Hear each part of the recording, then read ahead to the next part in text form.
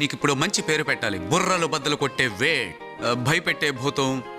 ఓ ఛ, ఏంటి? నువ్వు చస్తావేమో అని నీ మీద బెట్టగట్టాను.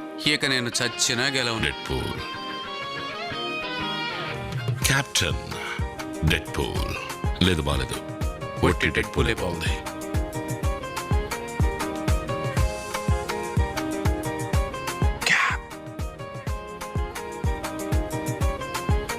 ఓ మై గాడ్, ఇతనా ఎవడు?